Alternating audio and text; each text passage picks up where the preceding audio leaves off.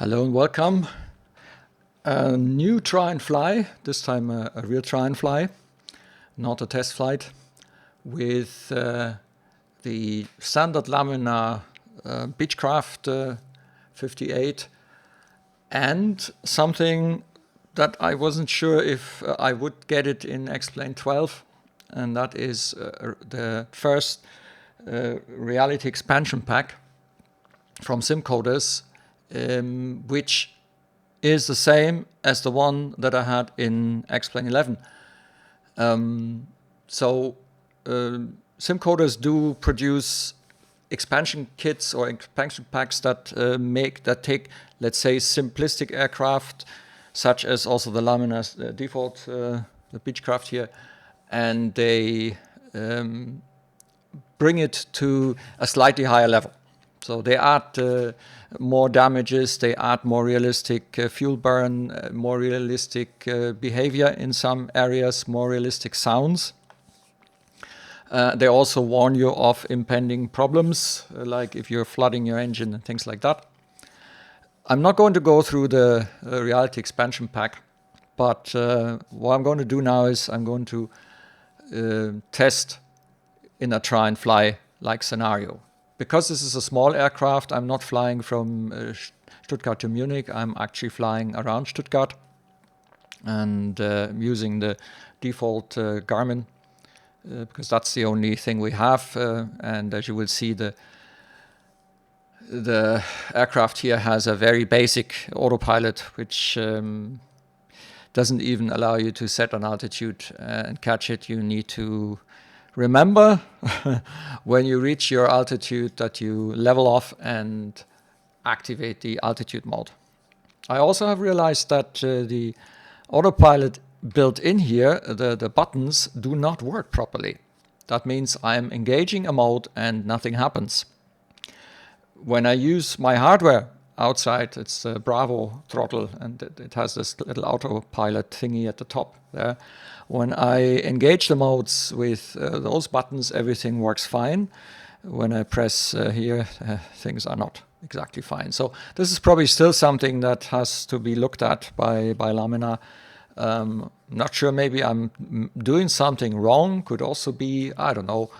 But anyway, this is a basic aircraft. I think they have done a good job on it. It looks pretty good and it flies okay, like all Laminar aircraft do. And I think the reality expansion pack just gives it that little bit of additional realism or a bit more immersion than it would be without it. And since I already paid for it a long time ago, I'm happy to see that by just updating to the latest version, it's the version 4.7.2 that I'm running at the moment. By the way, you can update this also with the SkunkCrafter plugin. So if you have SkunkCrafter plugin, all the REP modules get automatically updated when you run the SkunkCrafter or SkunkCrafter or whatever it's called.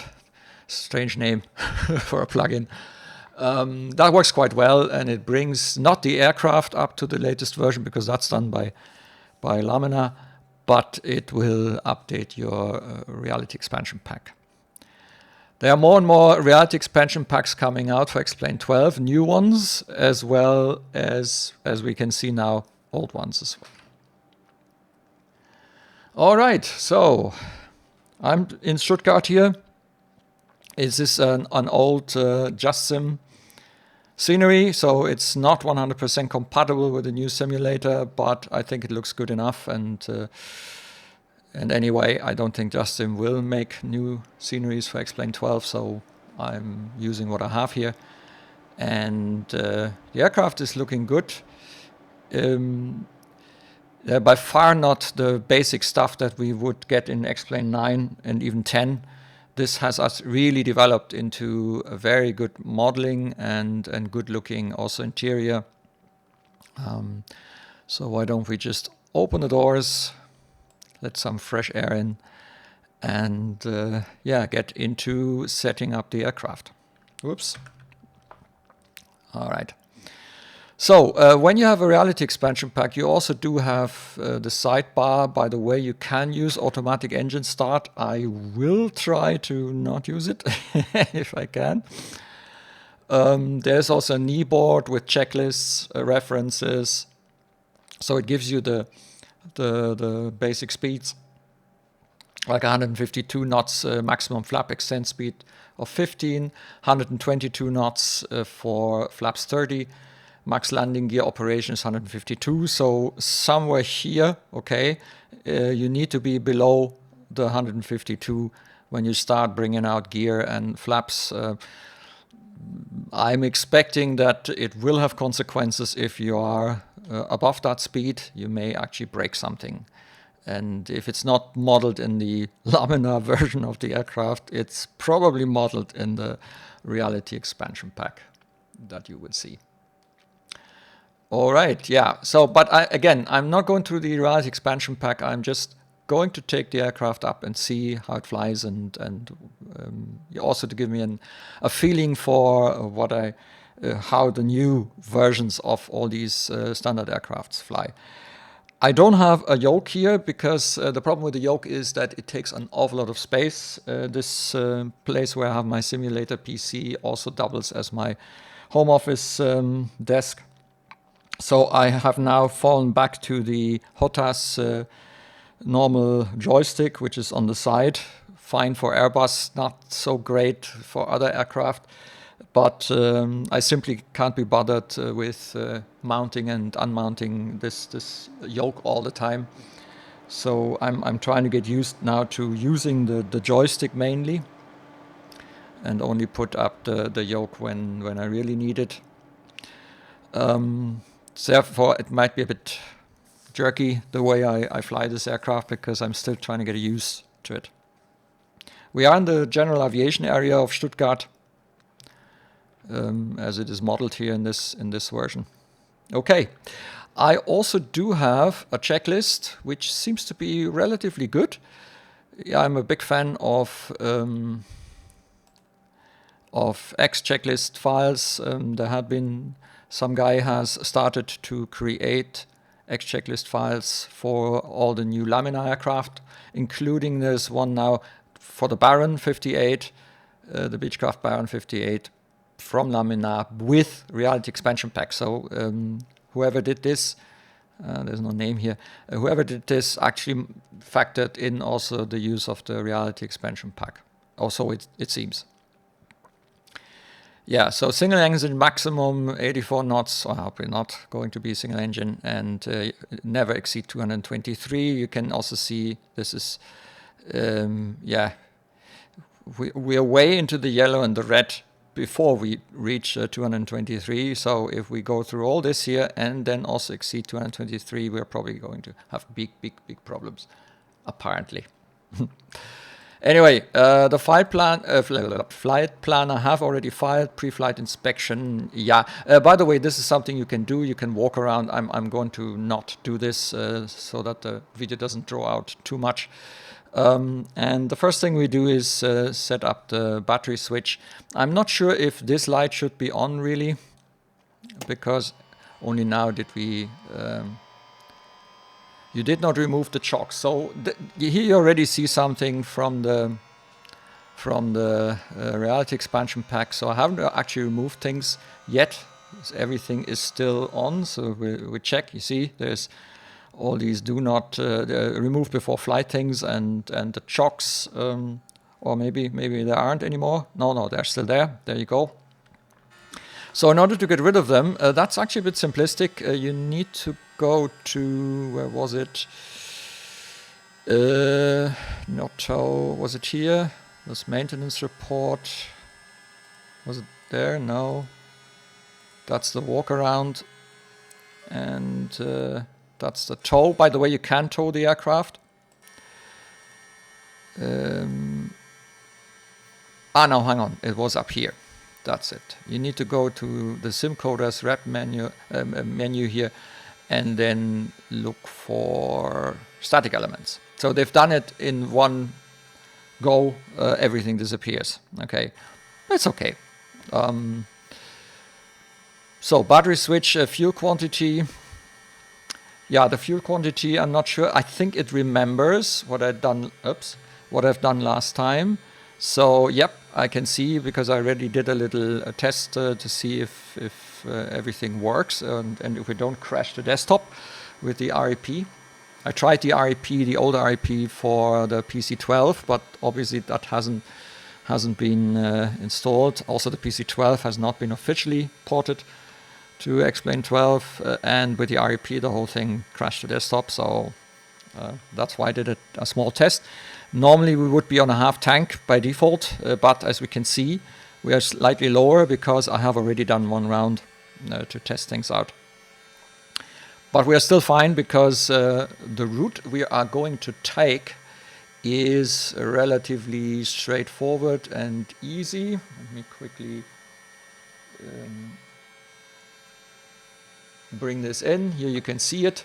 So we're going to take off heading 07 like in a try-and-fly scenario, and then I take the something like TEDGO to Alpha to Bravo, something with 2 or to Hotel. I can't remember the exact name of the procedure, which brings us to TEDGO, and then I did a bit of manual routing. So we first take it's the EBO something arrival, but this goes very far, so it's a huge transition here, which I don't really want. So I got the DS429, and then I put in a manual waypoint, and then we go to FATA. We have to be on 4,000 feet for that, and then we take the ILS. So that's the idea. I've saved this flight plan as an XPlane12 flight plan, and I hope I can just load it in the GPS. If not, then we have to manually hack it and put it in. It's not that difficult, but we shall see if loading the flight plan into the aircraft will work. So fuel quantity is okay for what we have. Now it tells us to start the avionics. The idea here is, let me quickly, so the idea here is that we turn on the avionics and we talk to ATC and get our flight plan approved. That has happened, so I'm not going to do this now with the avionics because we're going to do this in a moment anyway. So now comes the before start. Parking brake set, avionics off, transponder off, landing gear is down. So the checklist is not fully automated. I might sometime take this and add a bit more. I'm also thinking of providing, for those that don't know, I'm writing sort of on a virtual co-pilot thingy. I'm thinking about adding general aviation aircraft also as procedures, but it's a bit difficult because they're not like a jet, so I need to still get my head around how best integrated with that concept. Anyway, landing gear is down and we have 3 green. The cowl flaps, they are open, they're down here by the way. Then fuel selector check, so they're in the off position, and it actually remembered because I turned off the fuel, so you need to bring them into the on position. We don't need crossfeed here, so just put, so every tank serves its own engine at the moment. The circuit breakers, they don't work. None of the circuit breakers is working. There's only a few aircraft out there, where you can really deal with circuit breakers. And we turn the beacon on, which is here. Right, now comes the starting part. And we actually need to start the engine in order to have enough energy and not draw out the battery for entering flight plan and so on. So normally you then start the engines, you have to let them run, especially with the REP, you need to let them run and warm up, because otherwise you might damage them. So left mixture full. Now, I only have one lever for the 2. So what I could do is I could manually push them up, but I realized, especially with the throttles, it's a pain, because what happens is, you see, it always comes double. If I double click and kind of drag, then it's fine. But the problem is, I can't get it so that it jumps, the second one jumps in the same position. I haven't been able to do this. There may be a trick, I didn't bother now. So at the moment I'm going to do this with both levers, although it's not realistic, but what the heck. So the first is we put the mixture in full rich, and we put the propellers all forward. Left throttle 25% open, roughly like this. We turn on the left fuel pump, which is here. We start with left engine. And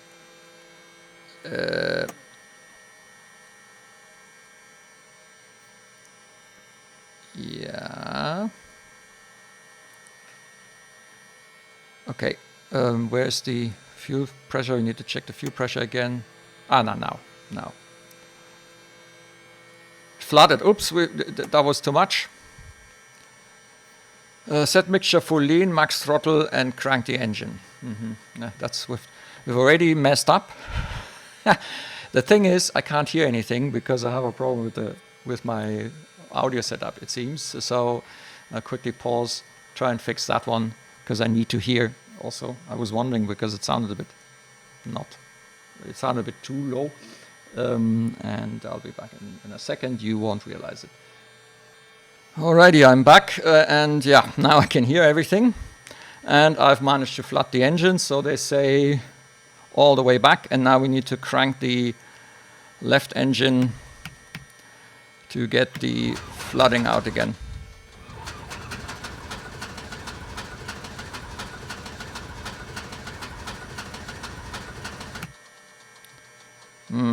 Maybe it's not that bad. We'll try it in the other way. So anyway, let's put it up again. And yeah, it wasn't as bad. Let's bring back the mixture a bit to lean it a bit while this is running. So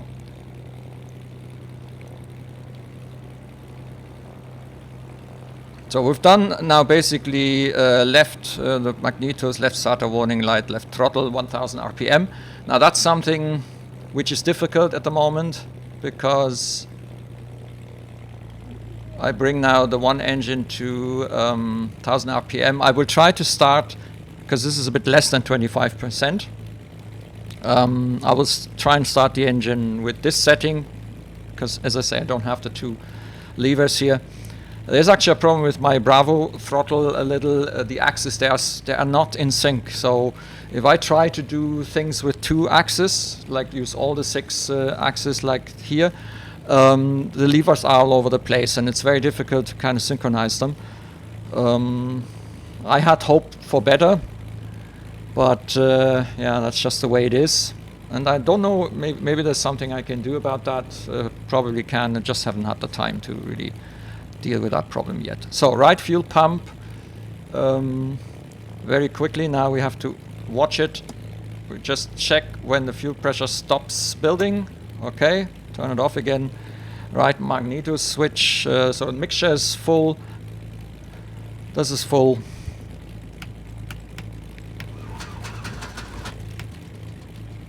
Whoops.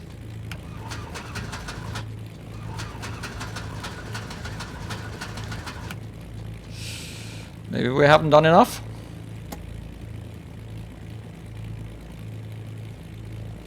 Stop. Yeah. We didn't have enough, and also maybe we didn't have enough throttle. Could be a mix of the two, but now both engines are running, and we can now turn the alternators on. Provide electricity from the generators, or alternators as they're called. Right, now what you need to check is that at the moment the oil temperature is too low, so don't even try doing fancy things with this motor. Yeah. They also say that we should run the engine at around 1000 RPM. You will get a warning if you go lower than 900. You will actually get a warning that you're again fouling the plugs. So if you have this on full, try and be on 1000 RPM, and don't forget to set the park brake before you start all this. Right, now we can turn on the avionics. And we can set up the radios and ATC and the flight plan, by the way. And this is what we're going to try now. So I go into flight plan mode. And now let's see, I think it was a small one. There we go. And this first one, that's the one that I saved. And we're going to try and load it now. And it looks pretty good. It looks pretty good. Apart from the fact that it did not get faster. That's interesting. So we may have to, no. So. Okay, because farther is part of the approach. And also we have EDDS, so we're going to remove this stupid waypoint. That's number one. Okay, now the whole thing should look a bit more what I intended, and then we have a discontinuity here which we need to fix.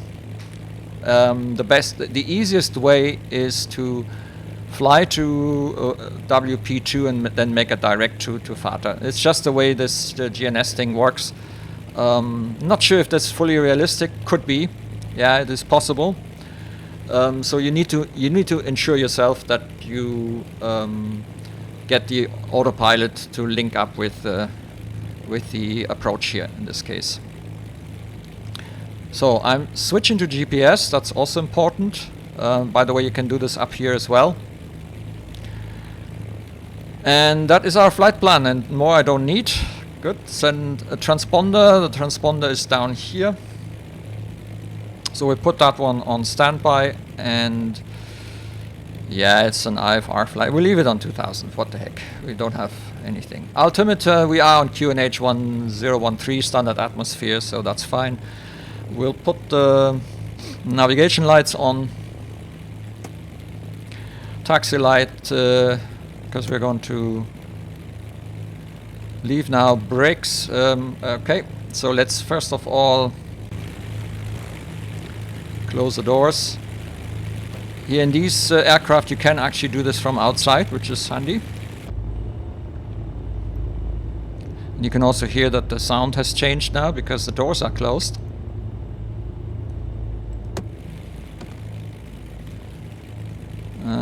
Yeah.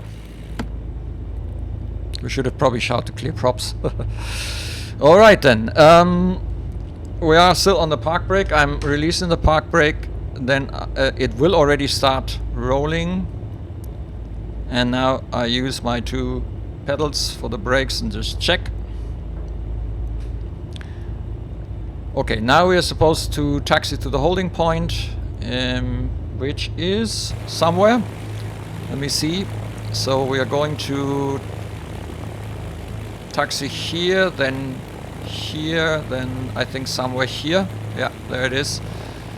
Let's do that, and let's be good enough to stay on my new mute function, or my new noise cancelling headset function, to bring down the noise, also for myself, not only for the videos. But I've written a little Fly with Lua script that does that, because I like to hear the engines, but at some point it's distracting, so then I switch into this headless, what do you call it? A noise cancelling mode, kind of. Just bring down the general sound volumes, which is, I can still hear the engine. You will probably also hear something, but it's faint now. Yeah, and don't go into idle, because if you stay in idle, the plug will foul. You can lean the mixture when you go below the 1000 RPM, but yeah, you need to do something, because otherwise your plugs will foul, be flooded sort of, or put up some sludge or something. I don't know what exactly happens when they foul. Foul to me sounds like lazy in German.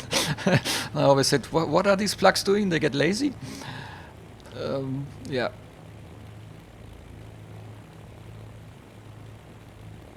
So we're going to use this entrance here. Yeah, and on these RPMs it will get fast very quickly, so you need to use your brakes, either hardware brakes or use whatever key you have attached to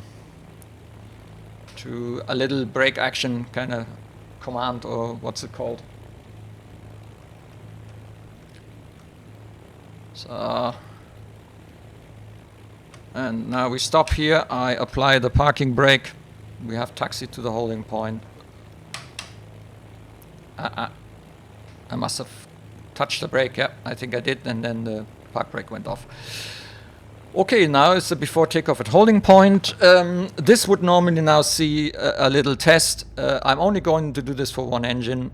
Again, I don't want to draw this out unnecessarily. So bring up the engine to 2,200 RPM, roughly. And then you go on the magnetos on the left. You shouldn't see more than 200, I think, loss. Don't go to off. And both, and you do this for both engines. And then you also exercise the propellers. Don't do it too quickly, just yeah, and you should see some you should see a drop, and this is actually very pronounced here in this aircraft. Yeah, so you're not using the RPMs wildly, because there's quite a drop or an increase at certain points. Not sure how realistic this is. I don't know the Baron. So okay, that's the propeller exercise. Then you bring back the throttles to 1700 RPM.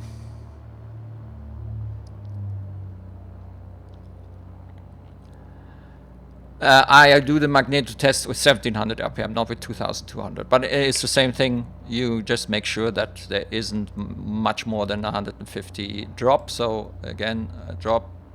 Yeah, and that looks okay. You can also see that the propellers are not running in sync when we do that.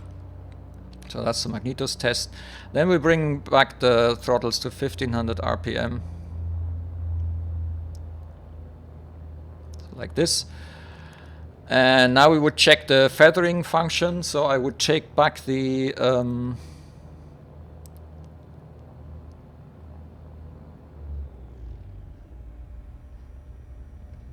all the way back, which is the feathered position. And you need to do the last bit manually.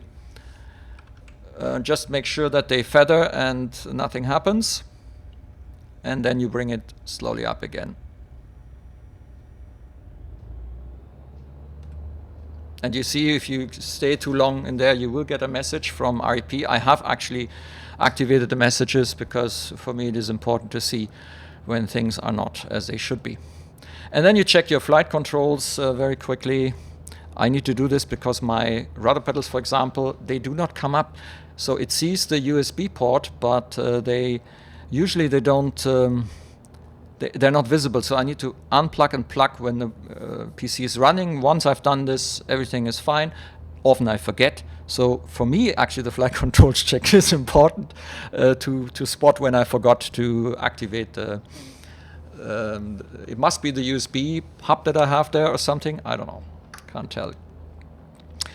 Right, so we are ready for the lineup. So I've requested takeoff, and then we turn on the transponder into alt, I suppose. Then strobe lights. You can see I've got some views defined, landing lights. And we release the park brake and then slowly roll. Did I go back? No, I didn't go back to 1000 RPM. That's the thing with video making. You keep forgetting stuff. And we align for takeoff.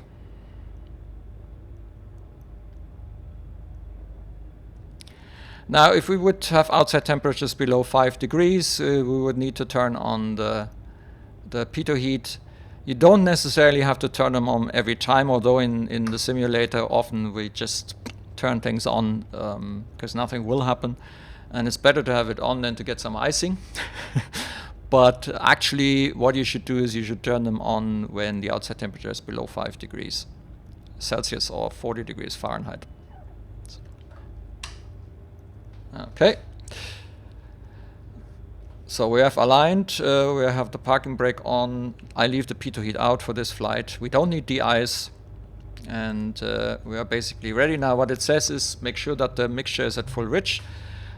We don't need flaps on this long runway. If there is a shorter runway, you may actually want to apply first stage of flaps to help you with the takeoff.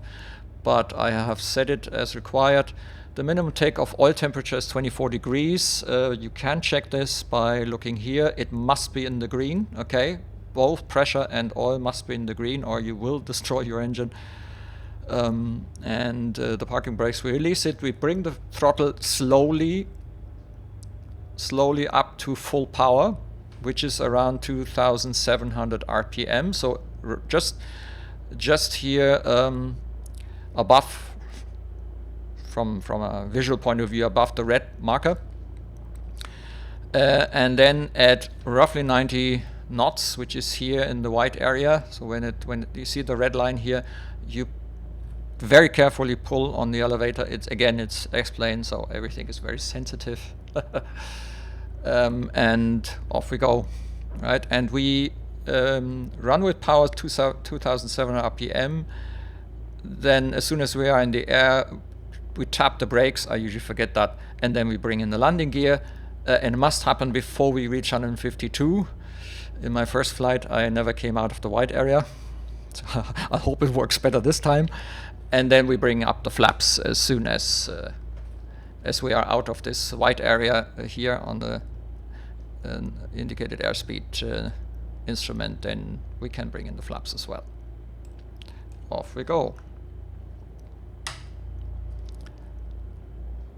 And you need to probably use the rudder pedals to counteract some tendency.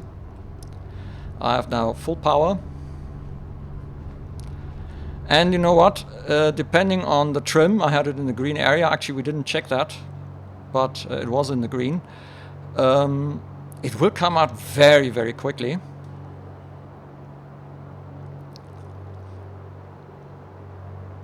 So I'm applying the brakes and I bring in the gear.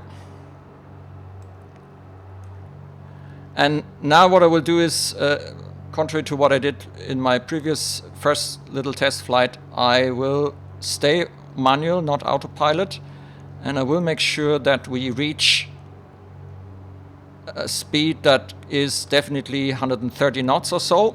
Okay, so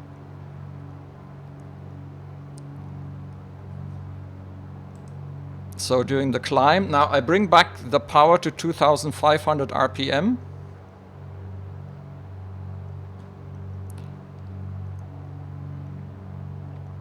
Oh no, hang on, I need to do this with the, you need to do with the blue levers. And the other thing that I'm going to do now is I'm going to set up nav mode. And, whoa. Oh, the autopilot is already on, how come? So nav mode, and I'm using Alt. And I'm activating the autopilot. It has done that now. And I wonder, oh, did I activate the first part of the route? I probably didn't. Oh, crap. Okay. Yeah, that's unfortunately what happens when you don't concentrate. It would have returned now to the airport. Okay, and we're far too fast, far too fast. Ay. This time the speed actually got out of control. So I'm reducing, I'm taking back the throttles now. Bring back here the manual fault pressure.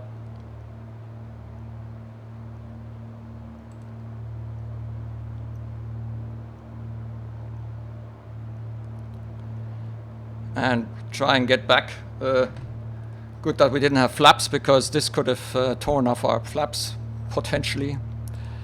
Fuel pumps are off anyway. Climb speed 130 knots. Yeah. Mm-hmm. So this is actually quite a handful, especially when you aren't really used to flying this aircraft. So here we go, landing lights off, taxi lights off, mixture lean to fuel flow. Yeah, so I'm going to bring back the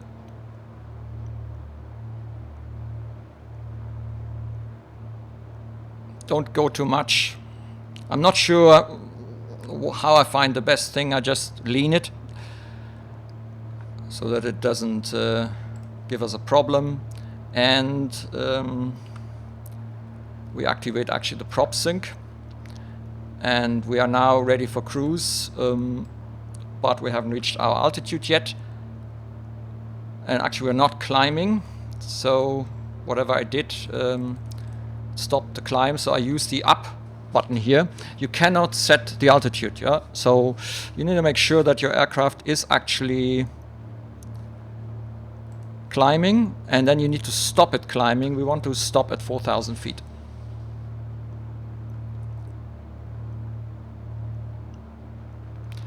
So we're following our route nicely. I have to remember to really activate the first leg properly. That's also something that you must do. So I'm putting up the RPM with the blue to 2,500 because we're still in the climb. And kind of leave the manifold pressure in and around 20 or so, 19, 20. Just watch the speed, but we want a bit more speed. So we're still a bit slow. And now I have to be careful because I'm approaching 4,000 feet.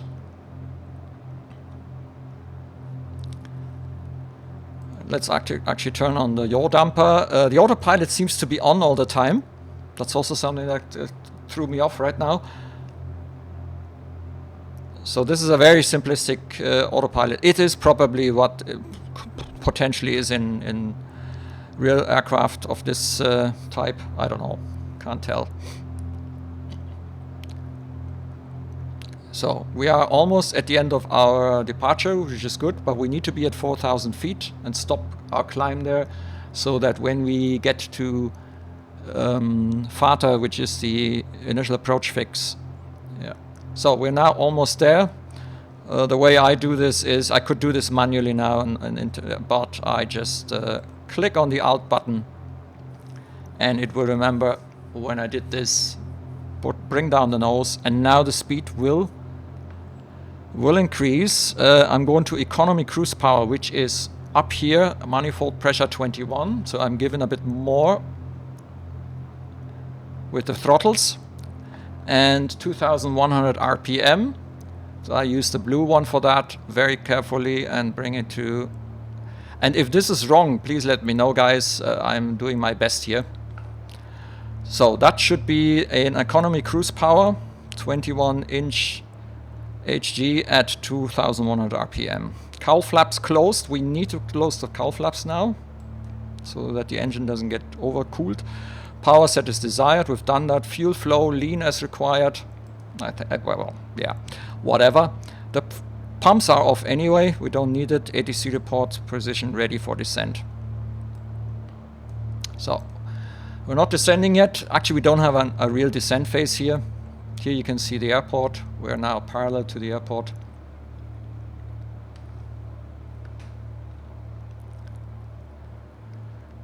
So the aircraft is flying quite well. You need to get used, as always, and the problem is when you are sort of a hardcore simmer, you fly so many aircraft in so many simulators. I have 3 simulators, although prepared is probably not going to be used very much in the future. But FS 2020, jets, general aviation, it's so difficult to kind of keep track of what you have to do with every aircraft. If you fly them only from time to time, yeah. But then again, this is the fun of simulation, isn't it? You can do so many things. It's different every time. You have different problems every time. So we're 10 miles out. I had crosswind. Yeah, we don't have crosswind. We actually have almost no wind. The altimeter is correct. It's 10:13. We have standard weather.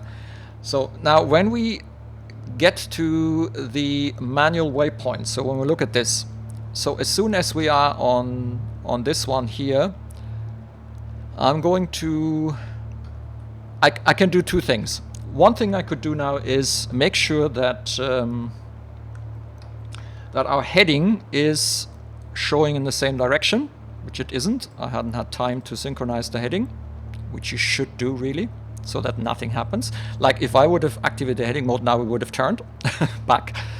Bring it, and now what I can do is I can switch, and let's see if it works today. So I use heading mode. Let's hope it's okay. Now what I do is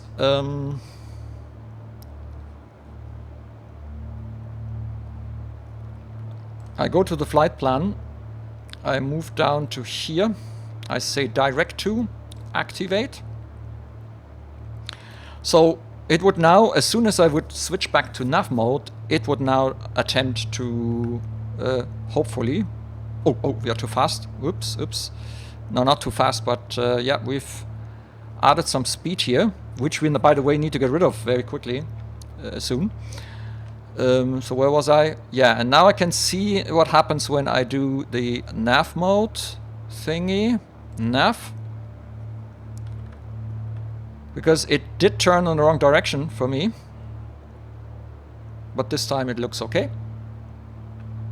So you can see now that we are approaching at sort of a route line to FATA, which is our initial approach fix.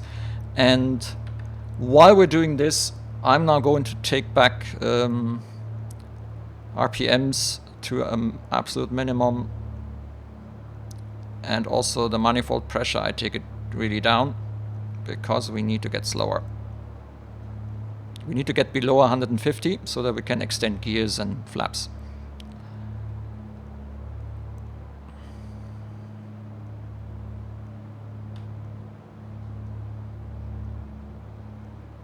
So we're now below 150. I think I will, for the moment, stick to about 140. So I'm bringing up the manifold pressure again to about 20 and 21 on the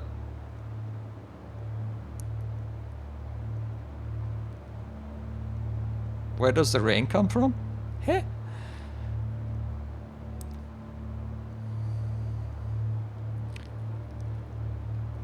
Okay, now another thing that we need to do is we first of all we need to get the heading synchronized again.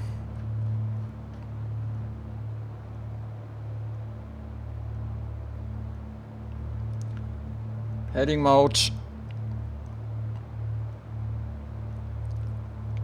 and check that the course is actually correct for an ILS, because what I'm going to do now is I'm going to switch to nav mode, quickly check, yeah, I think the heading is correct, and I'm going to use nav again because the localizer is coming in right now, so I'm using the autopilot to bring me on the localizer. And actually I also use the approach button here, because I just realized that also the glide slope is exactly where it should be. And we already start descending, so we need to bring back power, because we have already actually added speed again while I was not concentrating. Problem of being alone here. I bring the mixture to fully rich. And we really need to bring down the speed.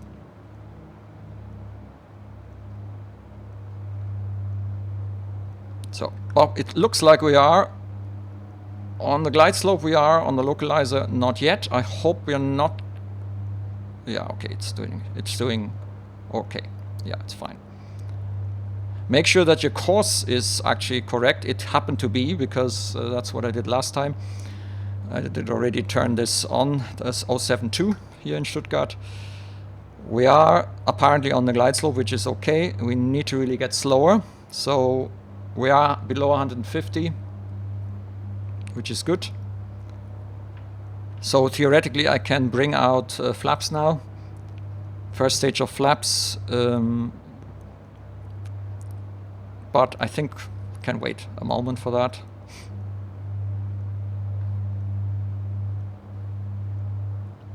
So descent speed 170 knots. Yeah, okay, we are not in a descent really. Actually, we are already in the approach phase. So I'm going to turn the off cowl flaps. We don't need landing lights. We need to turn them on again.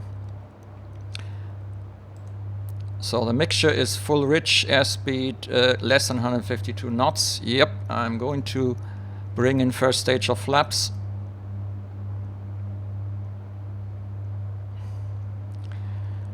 And I think it's also time that we bring down the gear.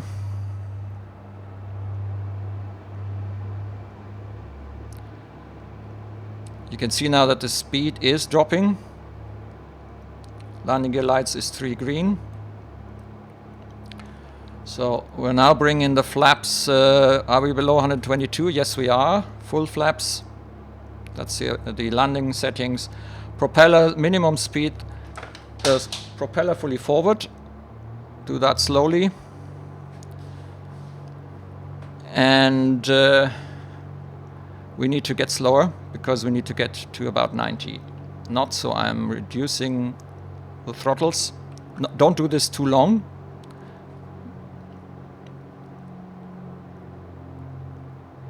You shouldn't fly too long in idle. Okay, and I think I need to get prepared for taking over here. So we are on the glide slope, everything is fine. Let's get the heading in case we need it. I turn off the autopilot and you already see a drop.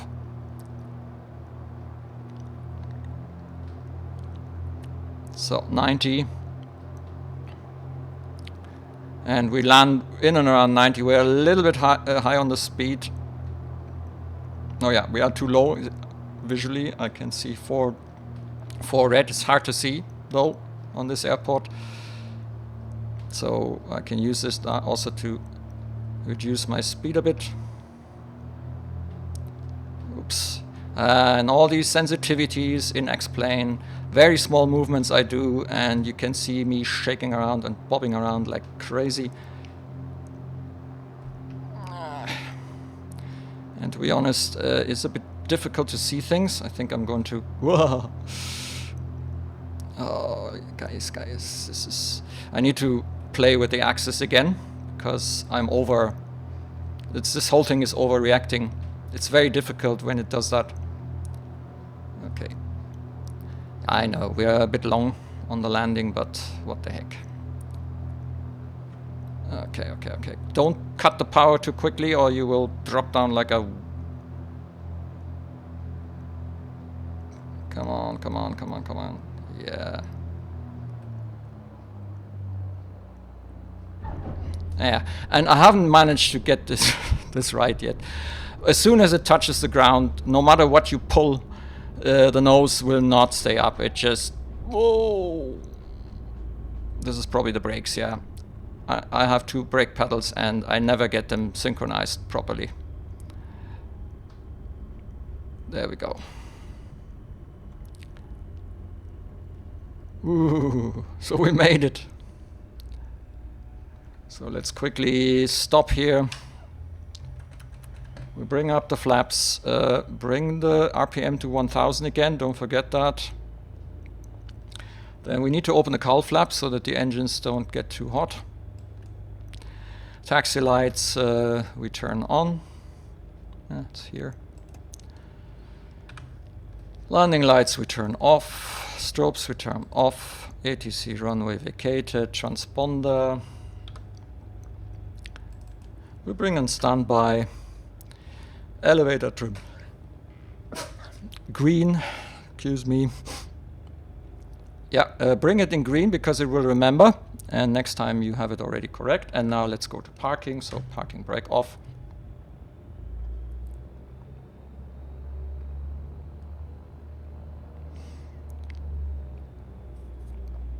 Yeah, I definitely need to adjust a little bit the sensitivities of the joystick because it's, you know, it's so difficult. It may be that this is realistic, could be, but having a joystick, even a good one, and just moving by a couple of millimeters, it's so difficult to, we have no feedback whatsoever. So I overcompensate continuously because it's very hard for me to actually find, because it's not enough movement. Yeah, it's too quick, and therefore I can't even find a position how I should hold the yoke or the joystick. So I will try and flatten the curve a little bit and see if that helps me kind of keep, and then trim. Obviously you need to trim, but the trim is very fast here. It's extremely fast. So you give it one notch of trim and it really goes up quite a bit. So again, that makes, if you over trim it, and that can happen very quickly because the repetition rate is on the button is very high. Yeah, your trim is going up like crazy, and your nose will, and then you have to compensate for that. You have to press down. You have to try and get the trim down. Again, very difficult to find the right dose of trim. It's something that you will learn over time, and maybe by flattening some curves, it'll be a bit easier because not the smallest movement already the aircraft starts jerking around. So if you find the kind of right setup for all these things that matches you, because it's so different for everyone, then I can imagine that it is actually an enjoyable thing, and also the landings might get better. Although it's very strange because I keep the nose up, and the moment it touches the ground, vroom, immediately the front wheel comes down. Although I'm pulling on the yoke towards me. Don't know. Maybe it's correct, maybe it isn't. I'm not the one to tell.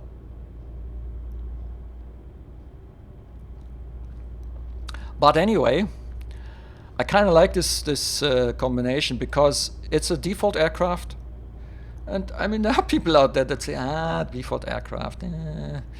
You can see, I mean, it's very hard for me to actually brake properly synchronized. And hang on, is this guy? Oh, we're very fast. What, guys? You know, yellow lines are aircraft. Get off. Move. Yeah. Airport traffic in X-Plane 12. These guys are all over the place.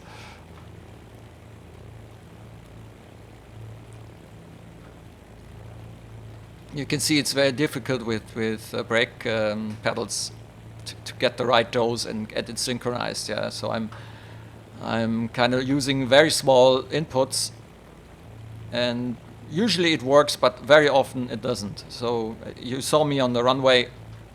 Although I thought I had it synchronized, it's again, you have no way of telling, and everything goes so quick that I'm using now differential braking to get this turned tightly, and now I use both brakes, and yep, that's it. So off the brakes, park brakes set, and now we can go to the shutdown.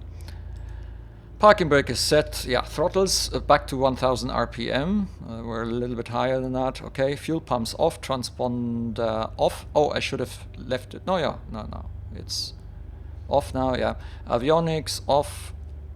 I'm not going to take this away. Avionics off. Taxi lights off. Navigation lights off. Mixtures idle cut. So I'm bringing back both into the idle cut position. Then we turn the magnetos off and the beacon off, the alternators off, and the battery finally off. And then I can go up here and toggle the static elements. Can open the doors. We are more or less where we started, roughly. And that's it, we are done. Also the checklist has finished. I like the checklist because it works actually with the REP, so it seems to have all the important things. And the route that I have set up now I think is quite good. I will use this for other general aviation Try&Flys as well. Okay, so my judgment here on this, nice combination. The REP is something around 25 euros or so, something in that area. It's some time ago that I bought it, so I'm not sure what I paid at the time. Usually I use sales, so most likely I haven't paid the full price for it. Since I'm quite well equipped with add-ons, I don't need to get it when it comes out, so I usually wait. Unless it's something really dear to me, like the PMDG 737 in MSFS or so, that's a different story. But normally I don't just buy things when they come out. I usually wait. Now it comes the Christmas period, Black Friday, so there's going to be some good price cuts probably waiting for us, and that's when I also got most of the REPs. I waited that they are a little bit cheaper, and if I'm interested in them, I got them. And in this case, I already had it. Nice combination, really like it. The combination of perceived reality. Let's be realistic. Okay, we're in a simulator. We are in a beta version simulator. It's as realistic as you can make it with the material that we have here. Okay, but it definitely adds a little bit the REP.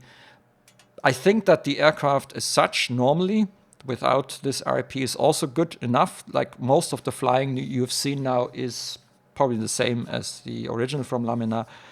But yeah, there are these fine things, especially all the ways that you can mess things up in this combination. Right? So that was the first real full Try&Fly, I think, in XPlane12, because so far I have done only test flights, which is a difference.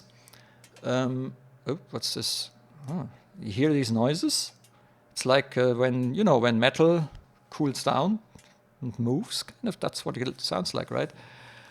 Yeah, I'm going to do some more Try&Flies now, because the first XPlane12 compatible versions of many aircraft that I own have come out. A lot of them I didn't have to pay at all. Some I had to pay. A small price. You don't have to pay full, but I had to pay to get the XPlane12 version.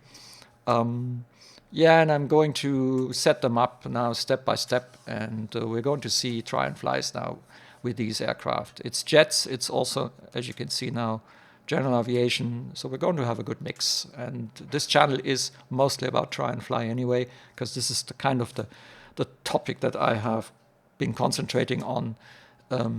Because we have enough channels out there on Twitch and YouTube that do flights from A to B, B to A, VATSIM. You know, there's an abundance of especially on MSFS at the moment. So I'm concentrating more on XPlane12, because there isn't really that much happening with XPlane12, at least not on a live stream session also. I'm concentrating on watching XPlane12 mature slowly but surely from a rather beta style with lots of little issues, especially the shadows and the flickering. This is the one thing I would really love that they fix quickly, because it's an eyesore, and and I'm not the only one, by the way, who is a bit fed up with looking at all the flicker and the jagged lines and things like that. So I hope they get that fixed at some point. And the funny thing is, I always thought it's me because I am running on 1080p resolution, but there are even people with much higher resolution screens that are also complaining about flicker and things like that. So it's not only the resolution. Right, that's it. I hope that was helpful, and until next time.